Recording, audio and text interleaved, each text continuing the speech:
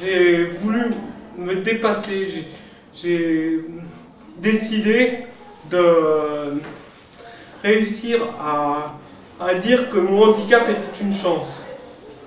Donc, je me suis dit, tout ce que je vais faire maintenant sera du bonus en fait. Il faut que maintenant que j'ai bien intégré l'institution handicap, que je vois que physiquement je ne peux pas plus évoluer, maintenant, ils ne peuvent pas plus m'apprendre. Maintenant, c'est à moi d'aller vers les difficultés et d'avancer, en fait.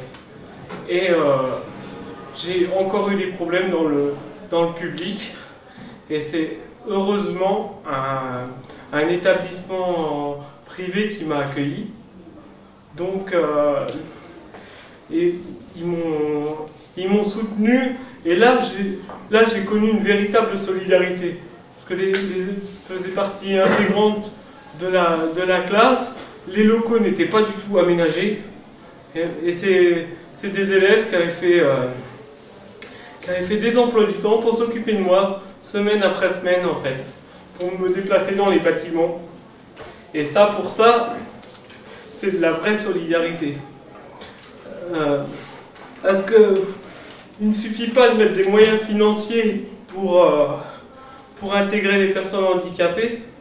Je dirais même que des fois, c'est une façon de s'en débarrasser, puisque si on a les moyens financiers, on n'a plus le droit de demander grand-chose après. Si on regarde le quinquennat de Jacques Chirac, qui a été dédié normalement au handicap, le quinquennat devait améliorer la loi de 75. Et total, ce qui s'est passé, c'est que, en fait de l'améliorer, elle a plutôt, comment dire, pour ne pas être trop négatif, ça a détérioré la situation. Puisque maintenant, on arrive à avoir des dossiers faits correctement, puisque tout est centralisé dans une maison du handicap par département. Mais le problème, c'est que maintenant, avant on avait plusieurs types d'aides, et si on a une aide sur une chose, l'adaptation de l'habitat par exemple, on n'a plus d'aide humaine à côté. Donc le handicap, il peut être évolutif, et même pour une personne valide, elle pourra devenir handicapée au moment de sa vieillesse. Bon, et si moi j'ai fait adapter mon logement, mon type de handicap ne doit pas évoluer.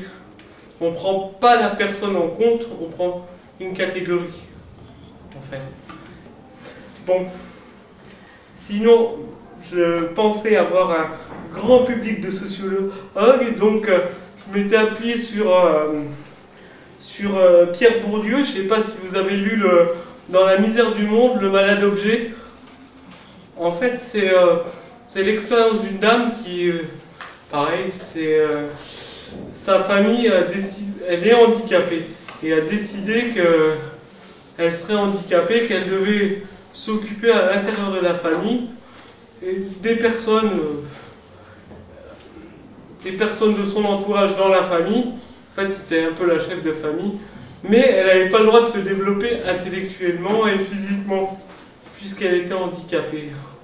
Et donc, et pareil, elle donne des exemples par rapport à des médecins qui voient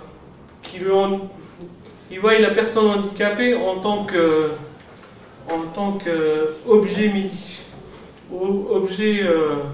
objet thérapeutique. Et là, il y a un très bon exemple aussi. Ben là, je vous distribuerai une bibliographie parce que je pourrais tenir 3 heures. Il y a un anthropologue qui s'appelle... attendez. Où est celui-là? Alexandre Murphy. Non, c'est pas Alexandre, c'est... Ça, c'est Murphy. Ouais, c'est Murphy. Non, c'est Robert Murphy. Ouais. qui a écrit un très bon livre, c'est Vivre à corps perdu. Donc en fait c'est un ethnologue qui est devenu handicapé. Il a eu une maladie dégénérative et il a son sujet d'étude à partir du moment où il a été malade, ça a été le handicap. Et il a vu que il y avait des discriminations. Et, sinon, il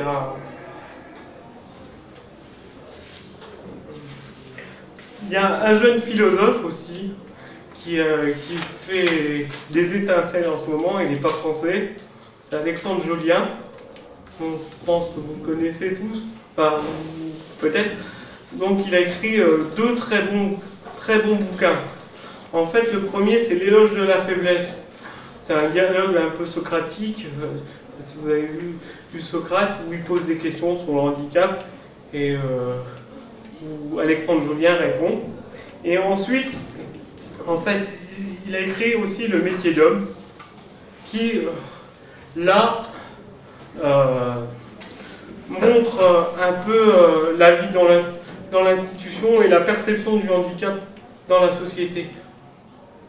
C'est un IMC et donc il explique qu'au départ on le prenait pour un débile et que en fait il a fallu qu'il dépasse tout ça pour montrer que c'était possible de faire des études et c'est là aussi une personne qui lui a donné sa chance. C'est pas, je pense que c'est pas un problème financier, mais c'est un problème de mentalité, le handicap.